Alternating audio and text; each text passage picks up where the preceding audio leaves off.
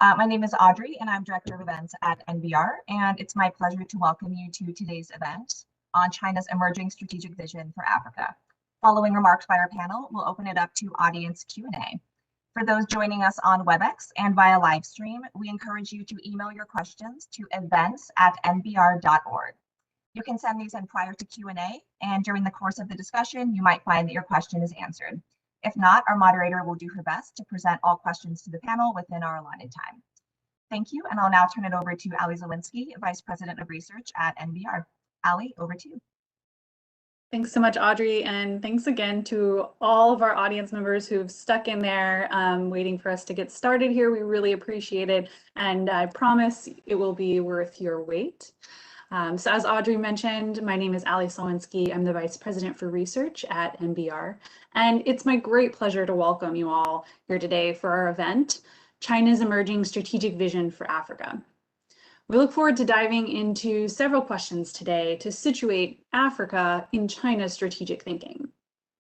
In recent years, China has expanded its global presence and become more assertive on the world stage. Previous NBR research by Nadege Rolland found that China seeks a loose, partial, and malleable hegemony largely exercised over the global south. This strategy is not defined by geographic, cultural, or ideological lines. Rather, it seeks to bolster Beijing's international standing in an indiscriminate fashion through commercial engagement, political influence, and infrastructure construction with interested parties. The African continent, therefore, should constitute a strategic priority for Beijing. And China has indeed rapidly and effectively mobilized its desire to increase engagement with and expand its presence on the continent. In 2014, China surpassed the US as the continent's largest source of foreign investment and trading partner. In 2017, the first overseas PLA Navy base was constructed in Djibouti. In short, growing engagement not only requires a thorough assessment of the economic, military, and diplomatic instruments employed in Africa, but a deep understanding of exactly how the continent fits within China's strategic thinking. So today, we look forward to a discussion on these themes, which are also the focus of an ongoing NBR project, Into Africa, China's Emerging Strategy. As part of that initiative, our principal investigator, Nadège Rolland, has researched and written a new major NBR special report titled A New Great Game, Situating Africa in China's Strategic Thinking. In that report, which is available right now on the NBR website, Nadège draws upon Chinese language sources to examine how the African continent fits into China's global strategic outlook. What instruments are employed at the service of Beijing's goals, and the challenges China might face as it continues its advances into Africa. Now, before I introduce our wonderful expert panelists for today's discussion, I want to also extend NBR's sincere gratitude to the Carnegie Corporation of New York for their generous support of this project, and to the many external reviewers and scholars who contributed feedback on the report that we just published. And a big thank you to NBR's own Audrey Mossberger, Rachel Bernstein, Jeremy Rausch, and other NBR staff for their invaluable contributions in preparing and facilitating today's event and publications. So, to turn to today's panelists' introductions, Principal Investigator Nadege Rolland is a Senior Fellow for Political and Security Affairs at NBR and a non-resident fellow at the Lowy Institute in Australia. Her research focuses primarily on China's domestic, foreign, and defense policy, and the changes in global dynamics resulting from the rise of China. During her time at NBR, Nadege has authored several authoritative reports assessing Chinese grand strategy, including China's Vision for a New World Order in 2020, and China's Eurasian Century, Political and Strategic Implications of the Belt and Road Initiative in 2017. Prior to NBR, Nadege served as an analyst and senior advisor on Asian and Chinese issues to the French Ministry of Defense. In addition to Nadege, we're very pleased to welcome Howard French with us here today, who is a career foreign correspondent, a prolific author, and a professor at the Columbia University Graduate School of Journalism. His time on the African continent began as a translator and English language instructor in the Ivory Coast in the early 1980s. After working as a freelance reporter for various US media outlets in West Africa, Mr. French joined the New York Times in 1986, where he briefly reported from the US before serving as bureau chief in Central America and the Caribbean, West and Central Africa, Japan and the Koreas, and China. Mr. French has been nominated on 2 occasions for the Pulitzer Prize and is a 2-time recipient of the Overseas Press Club Award.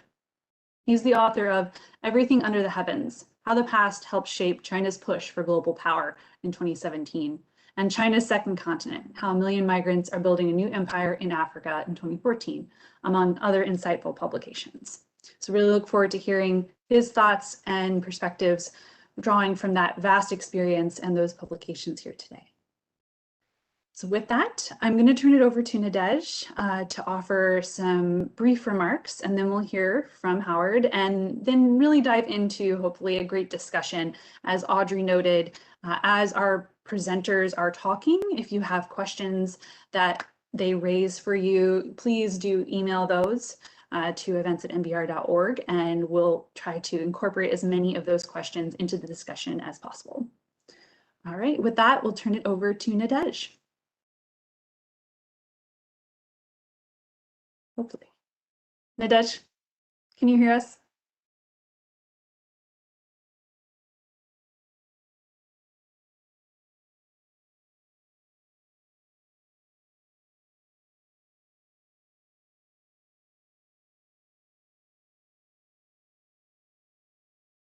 So if we need to wait a few minutes for Nadege to reconnect on the phone, Howard, are you ready to jump in as well?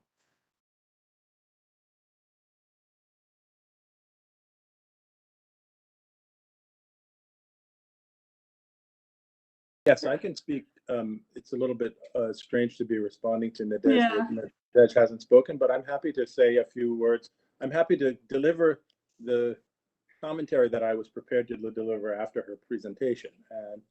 And it will make most sense for those who have read her report, as I assume the bulk of the participants have done so. First of all, I think this is valuable work. I treasure the idea of exploring Chinese language sources in trying to understand Chinese motives anywhere in the world.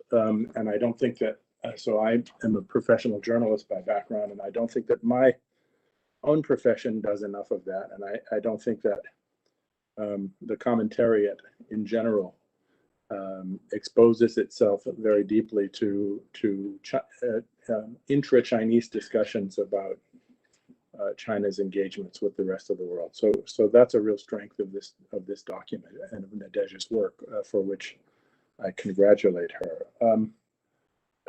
This report makes many important points, some of which I agree with heartily, others of which I have some amount of tension with. And when I say some amount of tension, I don't wish to over dramatize that. I don't mean to say that I reject or that I oppose. I mean that I take some interpretational differences with. I'm going to start with the former and say that Nadege's report makes, I think, the very useful point that China has understood at a profound level the demographic dynamics that are underway in Africa and what this means for the entire world and for China's place in the world, including opportunity for China in order to advance Chinese interests in the world. So what do I mean by that? What I mean by that is that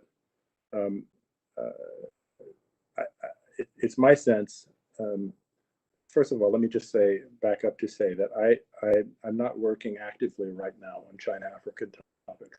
That was 2 books ago for me. I keep up with the topic, but I'm not actively researching. But shortly after I wrote my China-Africa book, China's Second Continent, a variety of discussions I had in China and outside of China revealed a few things to me that are, I think, of interest to this conversation. And that is that it appears that in the 1980s, as China was just getting its grand reforms underway, a profound examination at the leadership level in China about what its strategic options were began to orient itself towards Africa on the following basis. Chinese demographers, using essentially publicly available data via the UN, understood that at the time, meaning in the 1980s, Africa's population was about 850 million people, and that Africa, by the turn of the last century, would be about 1 billion people, and that now coming closer to the present and going into the future, that by the middle of this century, Africa would be 2 billion people, and by the end of this century, Africa could contain as many as 3 to 5 billion people. So these kinds of projections began to come together decades ago, and China began to, I think, place a lot of effort in trying to understand the implications of these trends, starting in the 1980s, and put the numbers, the human numbers, together, these brute human numbers that I've just used, together with the notion already current in the 1980s and early 90s that said that along with this grand inflation of the African population, generally there would be a very rapid urbanization in Africa. That Africa would become the site of the most intense urbanization anywhere in the world. So China put those elements together, a big picture population increase plus concentration in cities, together with its own economic needs, and said that with the growth, with the explosion of Africa's population and of cities in particular, Africa was, however bad Africa's macroeconomic picture might have looked in 1980 or 1985, Africa was bound to develop middle classes of some importance, and that this should be the key focus of China in what was just coming together then, hadn't yet been publicly announced in the early 80s, but which was beginning to take shape at the senior party level. The idea of going out, that China should go out into the world and seek opportunity in the world. And so this becomes a matter of public discourse in China beginning in the early 1990s under Jiang Zemin, who adopted this slogan for China of going out. Going out became a priority for China. That was actually the name of the policy, the going out policy. So Nadege has in her report a subsequent feature of going out that's focused on Central Asia and beyond, called Advancing West, in Chinese, Xijin. But it's my understanding that there's, sequentially speaking, this notion of advancing westward actually began in Africa. That the Chinese in the 1980s and early 90s, in addition to the demographic calculus that I've just spoken to, had an interest in winning markets for their companies overseas. And if you think about what did the Chinese economy consist of in the 1980s and early 90s, there were not very many internationally competitive Chinese corporations or companies yet. China was not super competitive in many sectors to speak of. Where it was very competitive, because one of the early benefits of the reform push in China had been infrastructure. So one of the areas that China had become already back then very competitive was in building large-scale infrastructure projects. China was in the midst, by the early 90s, of what would become the world's greatest infrastructure revolution ever seen, the greatest building program of infrastructure ever seen anywhere in the world. China didn't have commercial companies that could go out and compete with the big multinationals of the United States or of Western Europe or of Japan. And so it said, Africa has these markets that look rudimentary and poor right now, but there's going to be this intense urbanization. We don't have big commercial companies yet. We do have infrastructure. Africa needs infrastructure. And by the way, it must be said, and I don't think has been said clearly enough in this report, Africa, whatever one thinks of the terms, Africa desperately needs more infrastructure, right? And so China said, we can't compete in terms of big multinational corporate behavior in anywhere in the world, but we can compete in infrastructure. Africa's urbanizing really fast, or will be. We can compete in infrastructure. So this became the intellectual basis of this strategy of going out. And Jiang Zemin in the early 1990s announces going out as a major Chinese slogan. Almost anyone who's spent any time thinking about Chinese foreign policy knows that, but far less well known is the fact that this begins in Africa.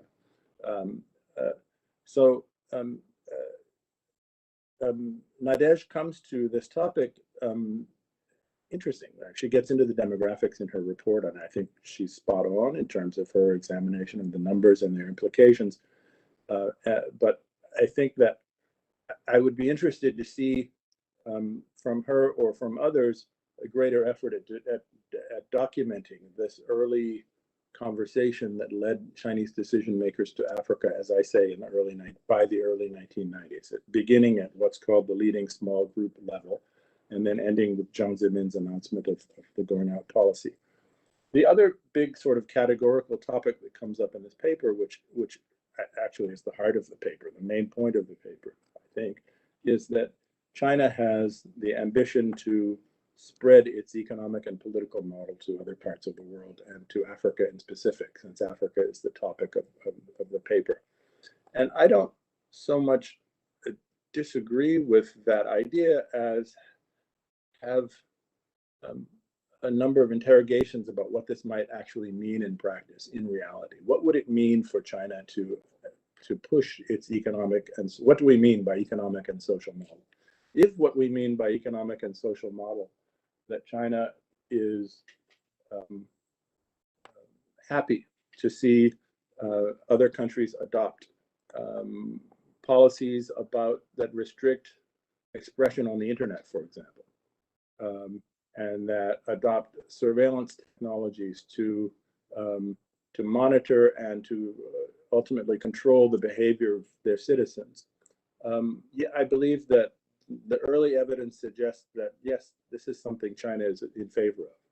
But if we go beyond that to suggest that China wishes to see, or not wishes to see, is seeking to encourage the spread of a Chinese-style one-party state where the state has a very well-defined ideology. The ruling party has a very well-defined ideology, and the state plays a very big, indeed commanding role in the economy.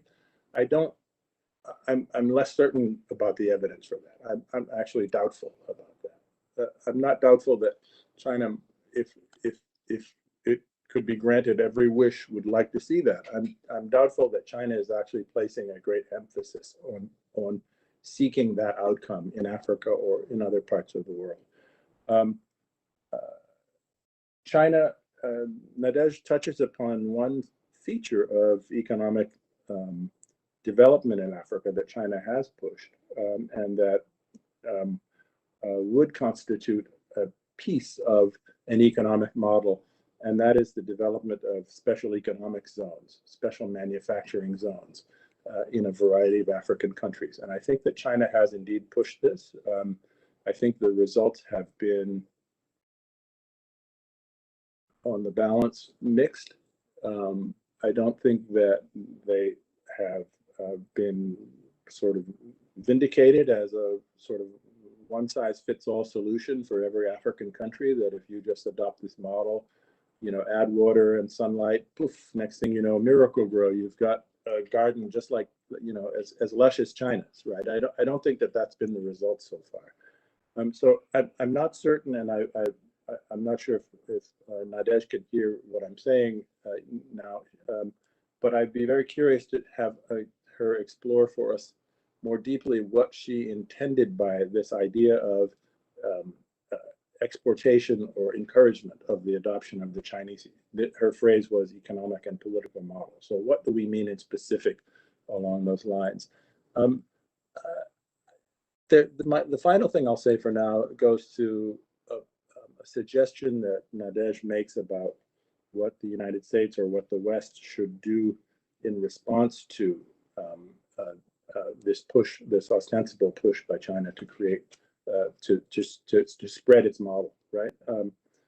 And this is not a criticism of Nadege or of her work, but the idea of the notion of what the West should do in response to this is a very common one, which is encourage better governance, encourage democracy, help strengthen democracy in African countries, and encourage economic development in the African environment.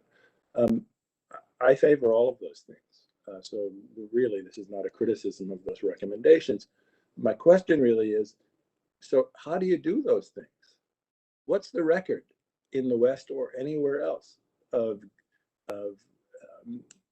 encouraging or fostering institutional development in Africa, or for that matter, in other parts of the world? How do you get another country to develop a democracy or to develop institutions?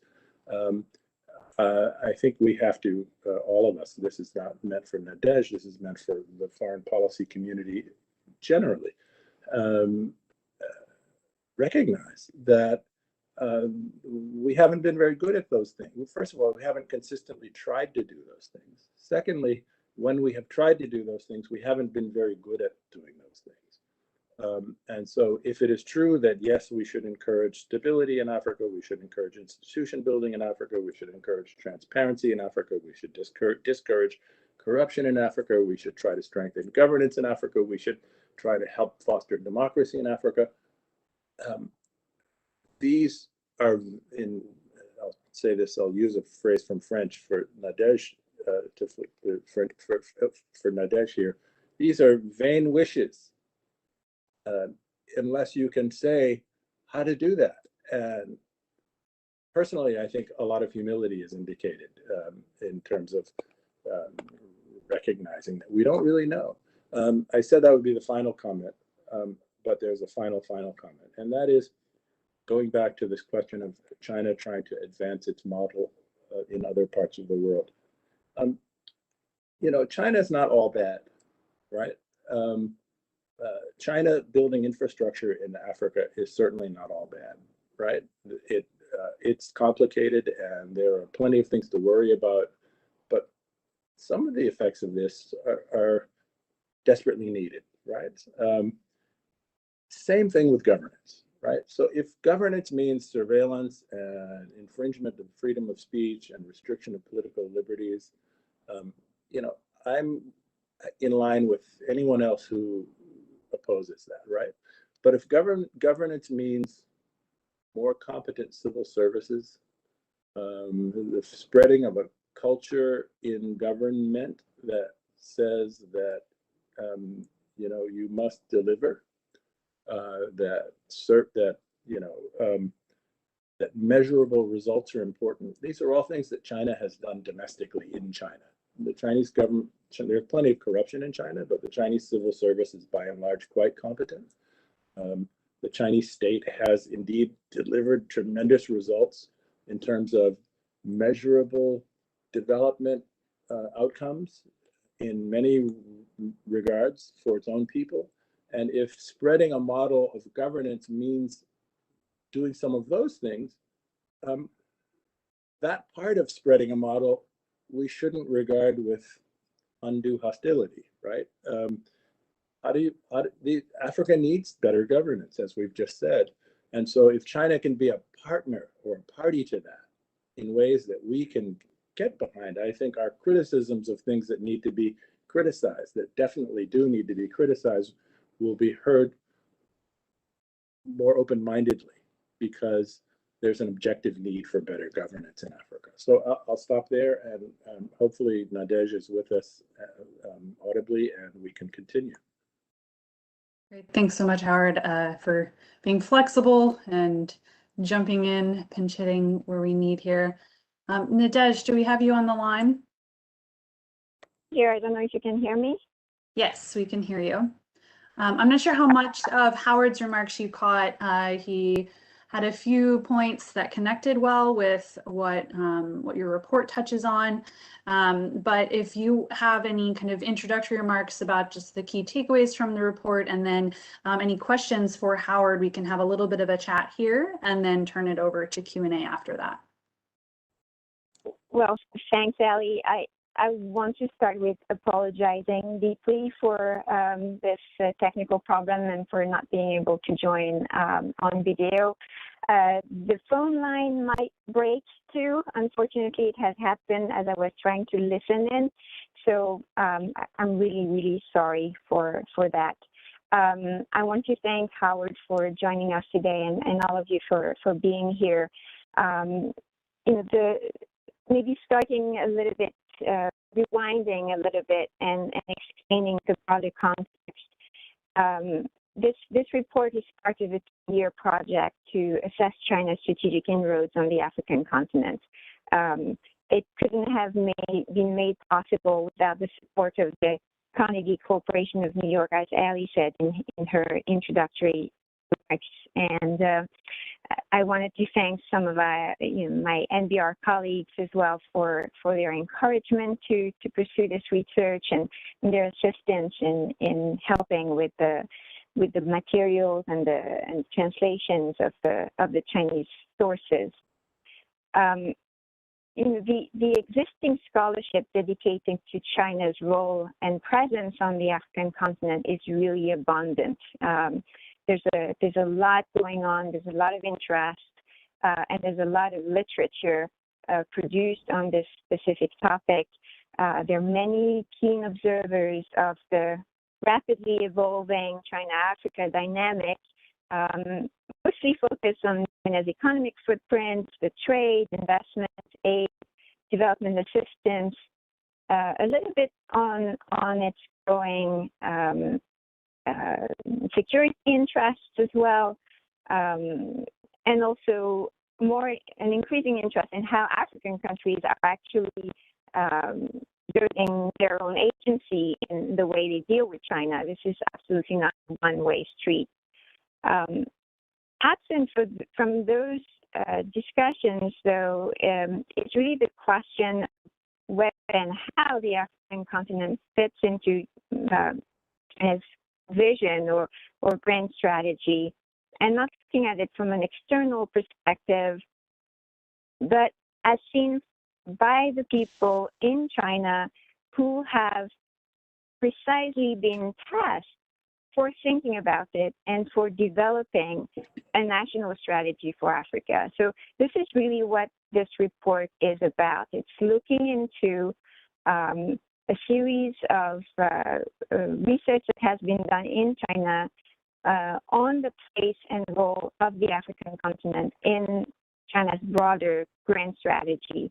How does it fit into Beijing's emerging global vision of itself as a leading power, and therefore where does the African continent fit into this vision as well? So again, the findings you will read in the report are not a compilation of how I see the African continent. It's really based on these secondary sources.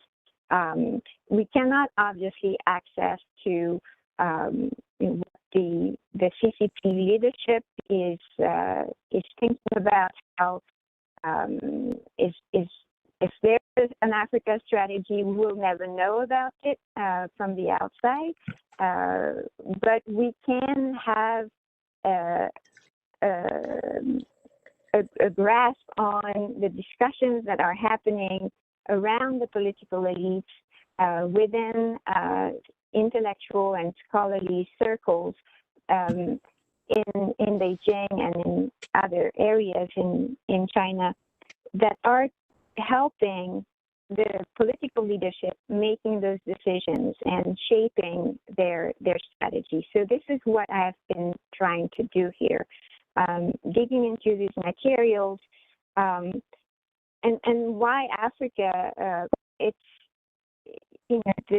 It's part of this development of my own personal research over the years.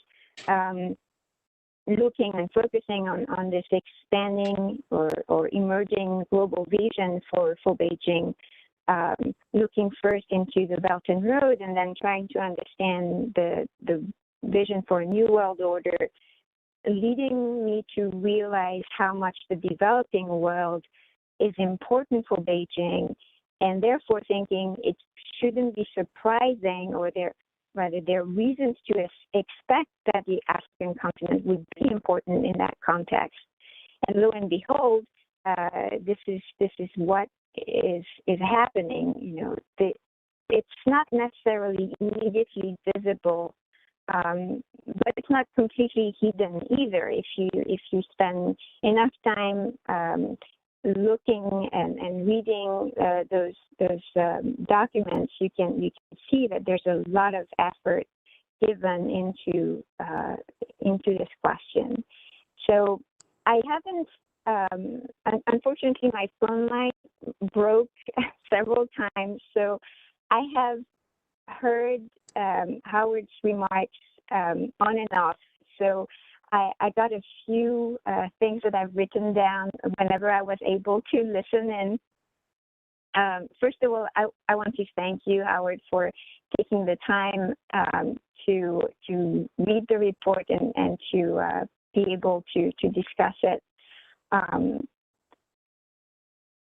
Because this report is just the first of several that we're going to publish over the next year and a half, I tried to focus on this grand strategic level, and I have not delved into the next steps, which are the ones that Howard, I think you said you would like to see more about that. You know, how is infrastructure development, how is the diffusion of the economic and social political model is going to take shape in concrete terms. You know, these are questions that we are going to address in the next in the next reports.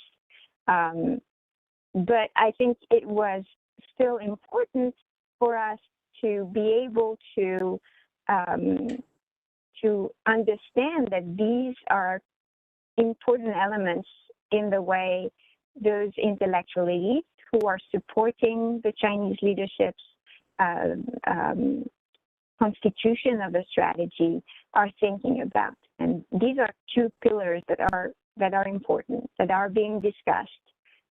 Then the next step will be, okay, so how does that look concretely in reality on the ground? How is that even possible? What are the elements of it? But again, the situating Africa in China's strategic thinking, it's much more at the, not really abstract, because there are really concrete elements in these discussions, but at that higher altitude level. The other thing is also, because it's a higher altitude, and I don't pretend that this is the be-all and end-all of what the CCP has in mind for the continent. I am very well aware that I have only access to a partial stack of documents and reflections. They're only the documents I'm basing my research on are only a very limited amount of documentation that is accessible to the outside world. So I'm like, you know, peeking through a very narrow keyhole here. The door is not completely open for me to see the entirety of the plans or discussions or collective elaborations on this particular topic. So I don't want people go and read the report thinking, okay, we have all the answers here. This is not what it is. I think I'm very clear in explaining that it's a limited vision, but it's an important one too. It tells us many things. It tells us that there's a real interest in studying the African continent from a strategic perspective. Strategic here doesn't necessarily mean only from the military perspective. A strategy, a brand strategy, has all different elements to it, including economic, political, societal, and others. So that's really important. So I also agree with Howard that my recommendations are very conventional, and that we should be very modest and humble about how it, the things we could be able to do to help shape the decisions of African countries in a way that we think are best, right? And I totally agree that we should be very modest because we haven't historically been very good at those things. The recommendations are very conventional and very broad because this is not my main purpose here. I think out there are people who are better situated and better informed, and whose job it is to think about these things, to try to try to think about how do you do that? How do you encourage the development of transparency and good governance and robust institutions and things like that? It's not my job. It's a very complicated job, and I don't have the pretension to say that I have all the answers for that. I'm not lecturing anyone on the best way to do these things. My role as a China analyst is trying to understand all the parameters and the discussions that are happening right now. I'm following the evolution of the party state thinking about its own role as a leader in the world. So I'm just a keen observer of that. I'm trying to stay as neutral as possible. I'm not adding any value, although those democratic values are important to me personally. But as I'm observing the discussions, I'm trying to be as neutral as I can be. I'm just observing here what's going on, and I'm reporting to the wider public, who is not necessarily, that doesn't have necessarily access to those documents because this is not their job. To just shine light on some things that are, I think, important for Beijing. And my role stops here, really. It's just trying to report on that, to describe what is going on. And then, yes, we're a think tank at NBR, so I have to put some policy recommendations in there, but this is not the primary focus of this report. What really I found interesting in researching this topic is how history echoes throughout the current discussions about the place of Africa in this broader strategic thinking.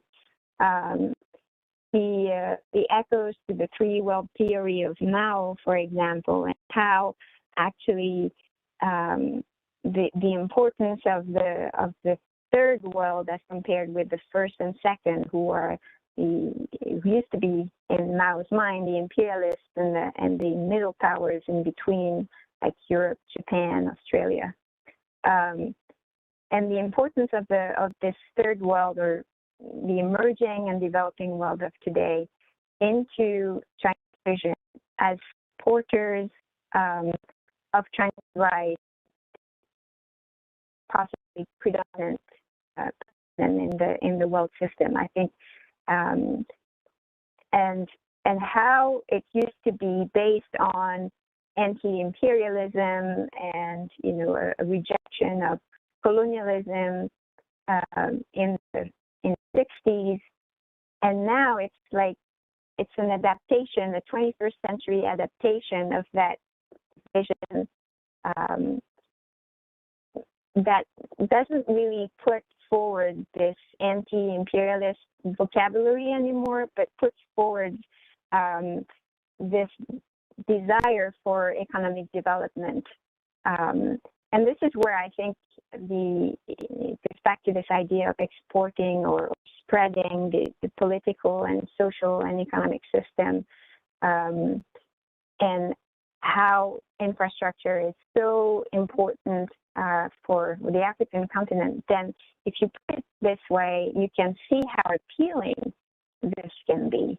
And I'm not judging whether it's a good or bad thing. In the end, it will be of the African countries to decide what is best for them. But this is it's an important narrative that is used more and more visibly throughout Africa, but I think throughout the developing world as well. And at a minimum, it should lead industrial democracies or liberal democracies around the world to question themselves about whether they have something to offer in the same way that would benefit the developing world.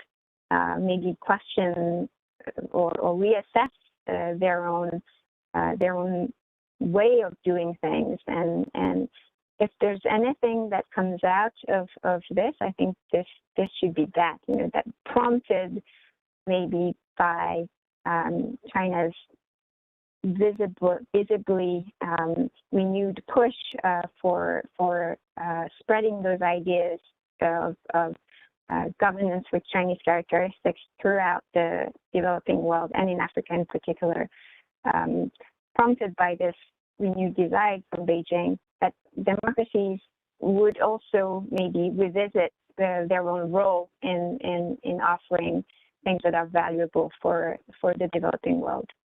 I'll stop there and looking forward to the discussion questions. Thank you.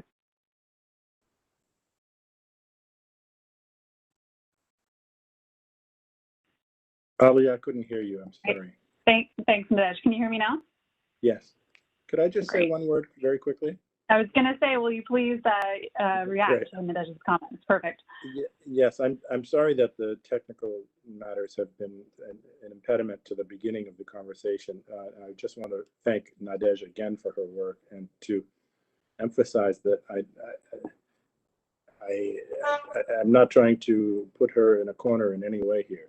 I think that you have done an invaluable service by, I think anybody who spends any time trying to understand China understands quickly that the keyhole is small for policy matters beyond a certain point, right? And so you are absolutely right about that. And I think you have rendered a great service in examining the documents you have looked at and trying to achieve some kind of interpretive synthesis from them.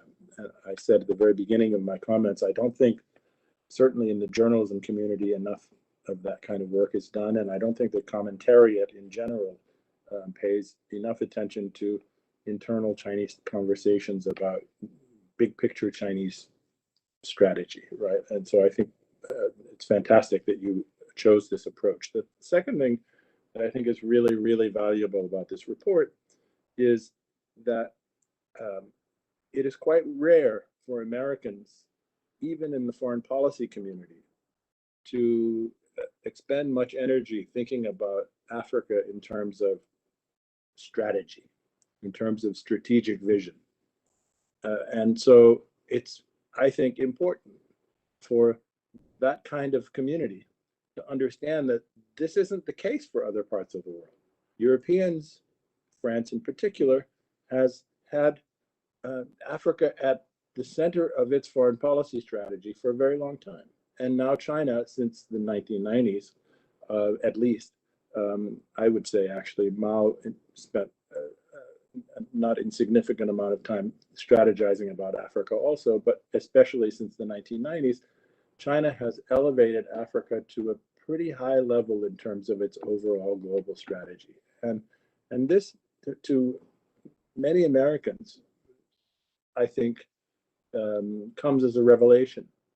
Africa is this place where we think of as getting involved with for humanitarian reasons, or economic aid, or things like that. We don't, I think, generally think of Africa as rising to a level of strategic importance, and that's, I think, a mistake, right? So I think you have, on both of those scores, rendered especially valuable service through this report, and I just wanted to make sure you had heard that. Thank you, Howard. I totally agree with you that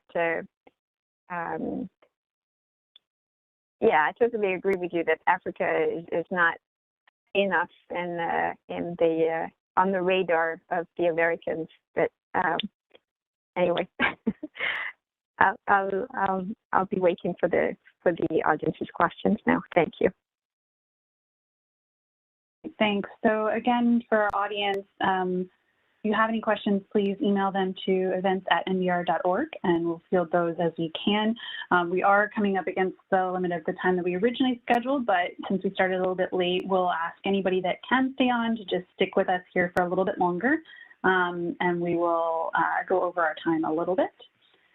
So I wanted to ask both of our speakers here. We've talked quite a bit about how China is thinking about the African continent strategically, some of its key priorities, and of course, how African countries are potentially responding.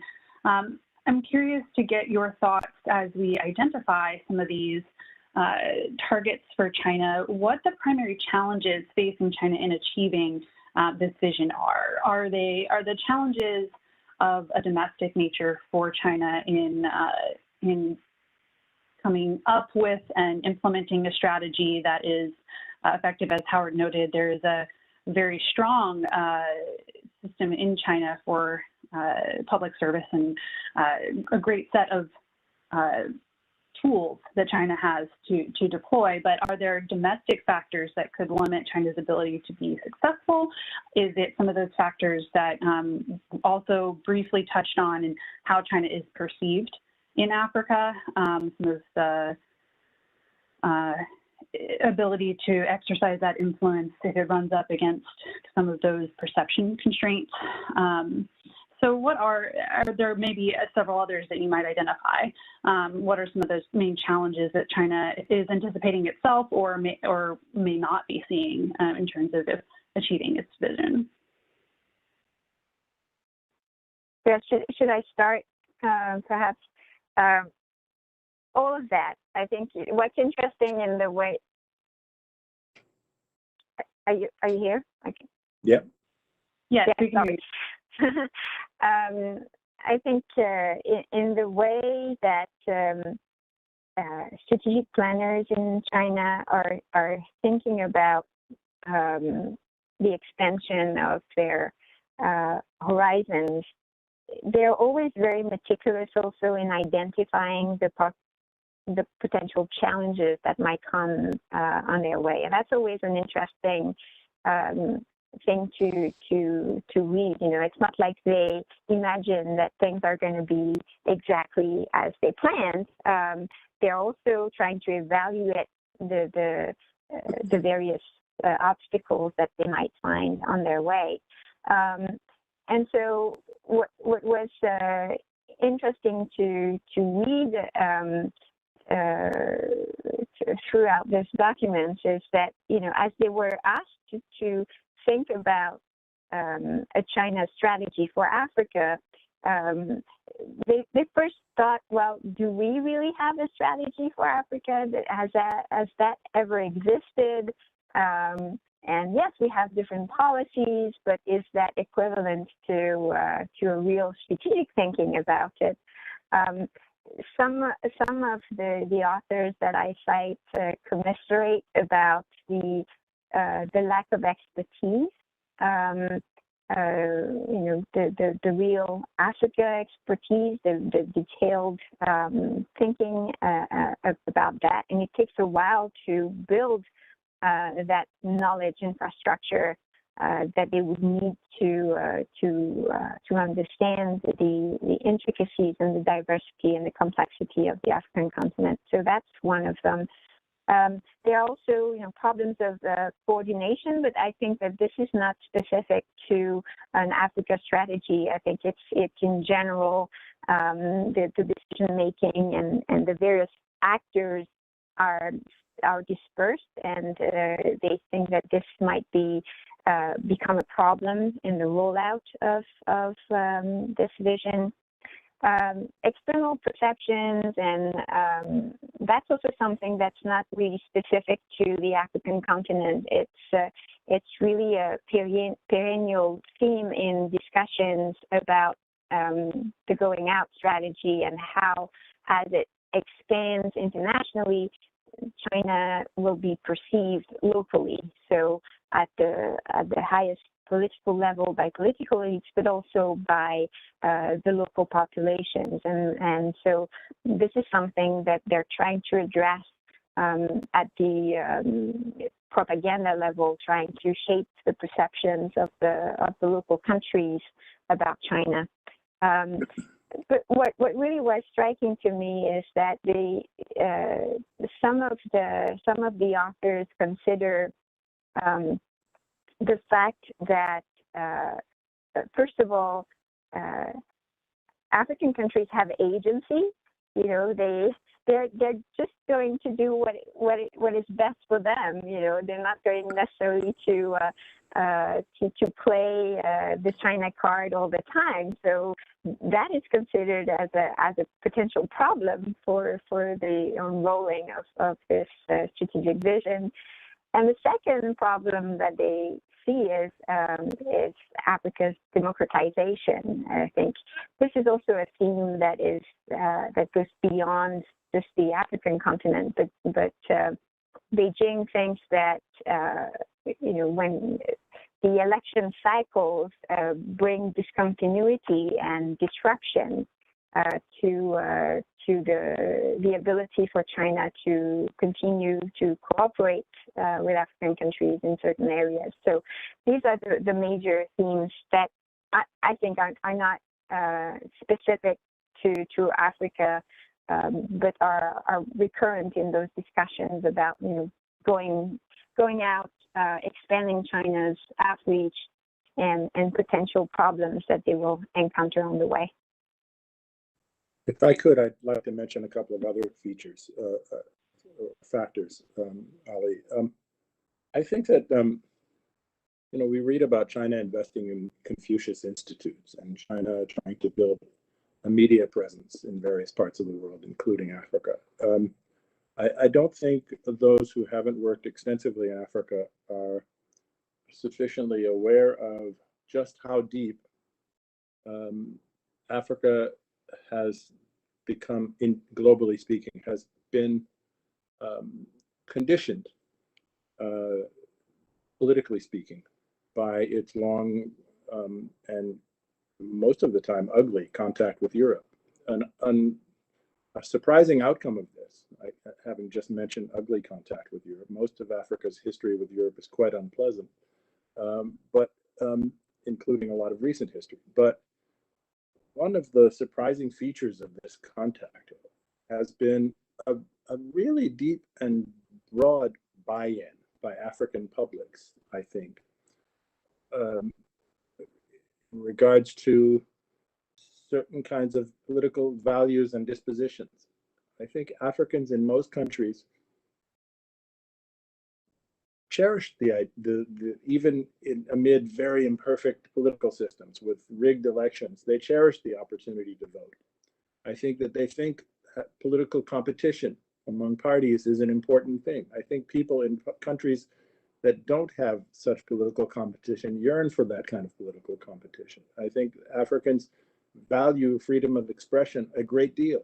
And the people in most African countries that I'm familiar with where freedom of expression is quite restricted, they mourn that, and they wish to expand the scope of expression. And so these are real challenges in terms of China pushing this notion of spreading its model to other parts of the world, or to Africa in specific. Africans, not because the Americans or the Chinese, this what I'm about to mention comes across very nicely in Nadege's paper.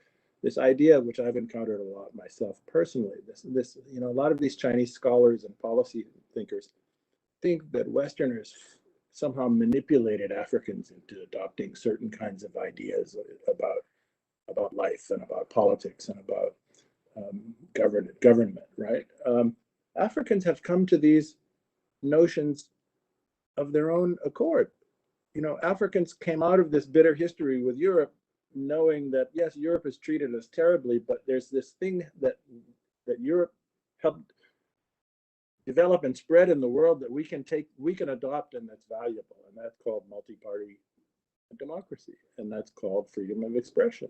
You know, no manipulation made Africans cherish those things, and I think that China, in order to advance its own interests, politically speaking, in Africa, is going to have to get over this patronizing notion that, you know, Africans only cling to such beliefs because they're the victims of European manipulation or Western manipulation. So that's one thing. The other thing I would say is, also just on the cultural note, you know, almost every African country has as a national language a European language. This is an immense thing. This is unbelievable in terms of, you know, an enduring legacy and influence, right? How many Confucius centers would you have to build to overcome that? I don't think any number would suffice, right? If you drive through any African town or village on a weekend, what are people doing? They're watching European football leagues, playing football. The cultural connections are just extraordinary, and China hasn't even begun to scratch the surface of those things, right? Okay, so those are obstacles to the kinds of goals that we are positing here about China wishing to sort of advance its model and its connections with African countries. On the Chinese side, I would say that, and Nadege's paper touches upon this briefly also, China has to be the party state, as she calls it, has to be very wary about the perceptions, broadly speaking, among the Chinese public of what the Chinese government is doing with their money. And, you know, spending money in Africa is not, as is perceived by the Chinese public, is not necessarily, in fact, not usually perceived as a good thing. Like, why we have villages in China where people are not rich, why are they spending money building stuff in Africa? So this is a real obstacle in terms of China's domestic dynamics. And the final thing along those same lines is that, you know, China has begun to, I think this is along with Africa's extraordinary demographics, China has its own equally extraordinary demographics, only pushing in the opposite direction of aging and looming population decline. And as the social costs of those things begin to ramp up, needing, you know, to take care of older people with chronic diseases and to put them in nursing homes and provide, you know, Social Security-like income for them, China is going to have much less capital to export to the rest of the world. And that's going to be a feature of a constraint in terms of China's relations with Africa as well. And so, grosso modo, those are the things that I would highlight. Appreciate it. So we've had a few questions come in. I'm going to field a few at once to get us a chance to respond to them before our time is up here. And one connects quite well with one of the comments Howard was making previously about European experience and influence in Africa. So we'll start there, and then I'll add one more. So we had somebody write in Paul Evans from Vancouver, who also expresses he's a fan of the work of both of you and really appreciates this interaction. So he asks, how does Chinese grand strategy compare to the French grand strategy versus the comments earlier that were made about kind of what, how Americans think about the African continent? He notes that it's probably a more interesting comparison than any comparison of the U.S. Strategy towards Africa. So that was the first question. And then on a slightly different tact, a question about how we can understand the differences between China as a state, China's state actions on the continent versus its private companies acting perhaps in their own interest or carrying out projects on the continent, how we can understand the differences between those. So you can go in either direction, both directions, and I think that probably our responses to these two will take us to the end of our time here today. So Nadege, would you like to respond first? Sure. Thank you for those questions. Although I am French, I haven't really studied the French policy and strategy towards Africa itself. And probably Howard is great to be able to answer that question better than I do. I think the obvious main difference is the historical links, the French colonization and its aftermath. Whereas China is really a newcomer in the African continent, although they are trying to build this story that the relationship has been amicable and friendly for several decades. There's not the same depth of interaction between France and the African continent and China and the African continent. So I think for France, it's really Africa is still very much at the center of its strategic thinking. It's like an extension of our global vision. Whereas for China, I think this is something very new. Again, the report is trying to describe how this vision is really emerging and how they're trying to figure out how to act upon this. It's so the timeline and the history, I think, is really important, and how it ranks into the priorities for the state is also different, and that's general observations. The question about China as a state versus the private entities, including the companies, this is a very important question also that goes beyond the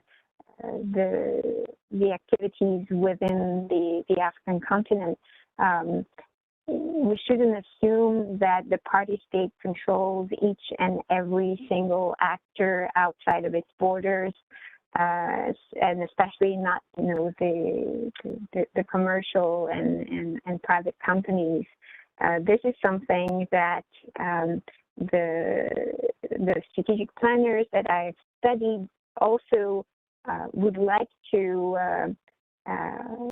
change, because they think that those companies can be bad actors and can do things that are detrimental to this broader strategy that the party state wants to implement. So how to make sure that you coordinate better, that you have a sort of all-of-nation effort going on.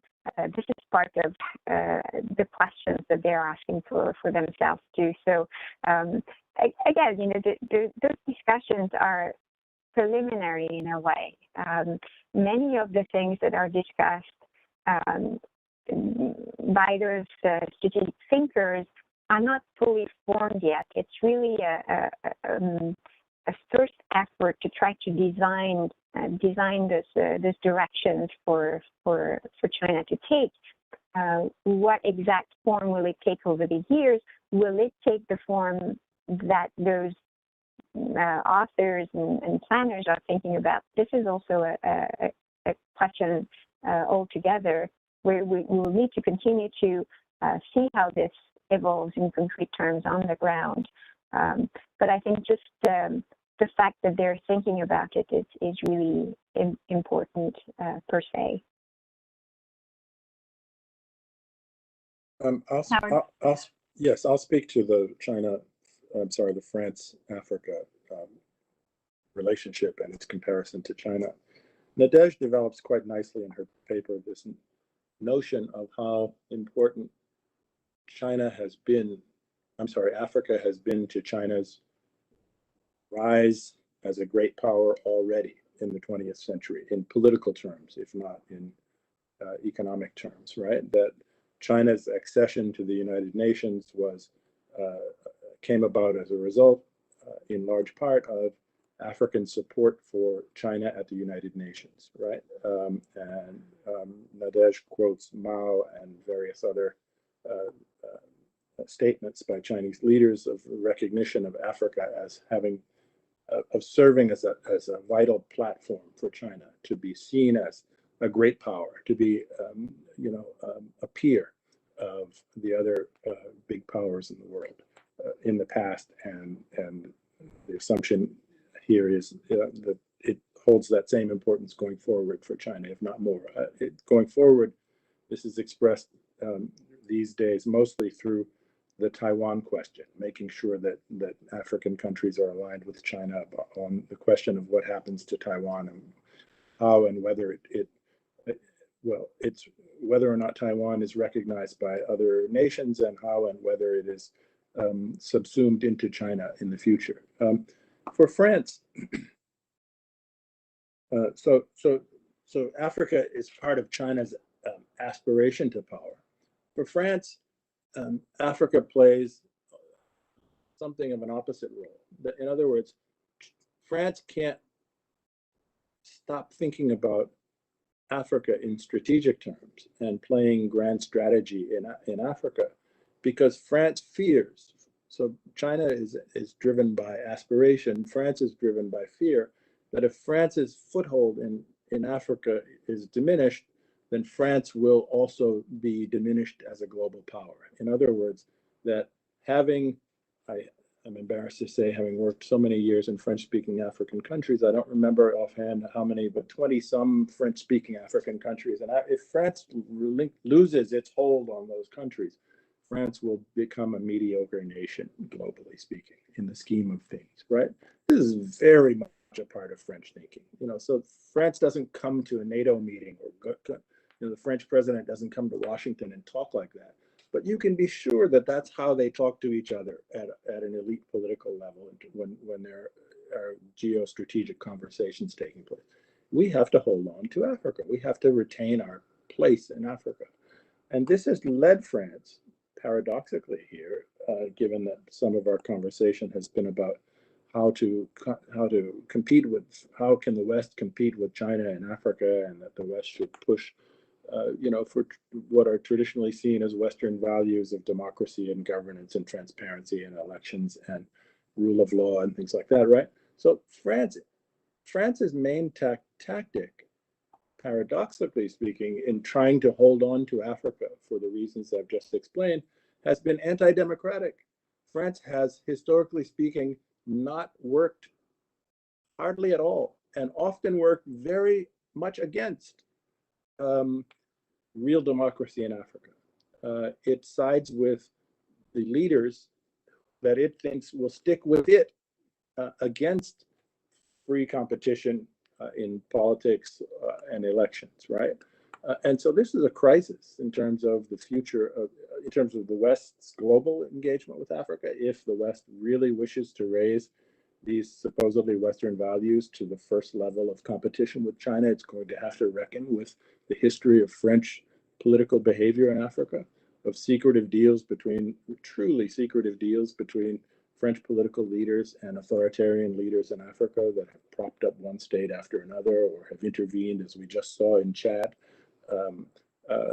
to sustain French-friendly regimes that are really not democratic at all and are often highly oppressive. There will have, if we, the West, wishes to make an argument about democratic values vis-a-vis China in Africa, it's going to have to reckon with this. And I don't think that has really begun.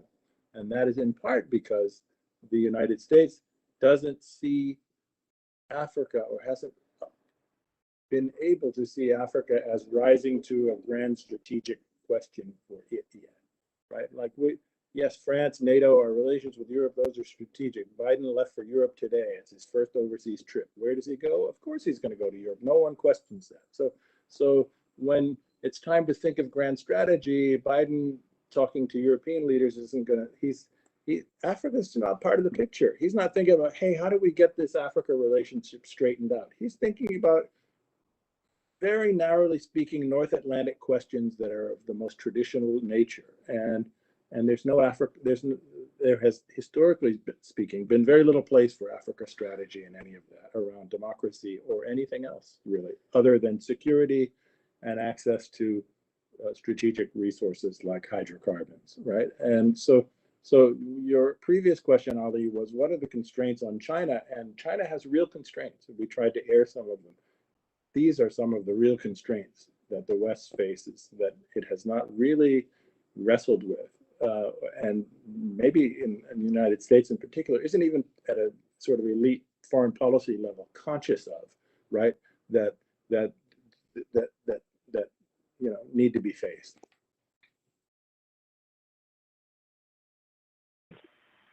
So we have reached about the limits of over the limits of the time that we originally scheduled, and really appreciate, Howard, for you to stay on a little bit extra time here, and again for your flexibility. Wanted to again extend our appreciation to all the audience members. We didn't get to all of the questions that were asked. We had some great questions coming in, both in the chat here and via email, that perhaps we'll take a stab at trying to respond to offline. But in the meantime, would really recommend that you look at the research being done in our project on this, and again, the additional publications and research that will be coming over the next year or so. Again, thank you so much, Howard, for joining. Thank you, Nadege, for working through all of those technical issues. The video for this event will be available on our website in a few days. So with that, we thank you all for participating, and hope you have a wonderful day. Thank you. Thank you, Ali and Nadege. Thank you, both of you, and thank you for the public for being here today too. And again, it's just so very sorry that it didn't work out as we had expected, but thanks for your patience. Bye-bye. Thank you, Nadege. Bye-bye. Bye, everyone. Thank you.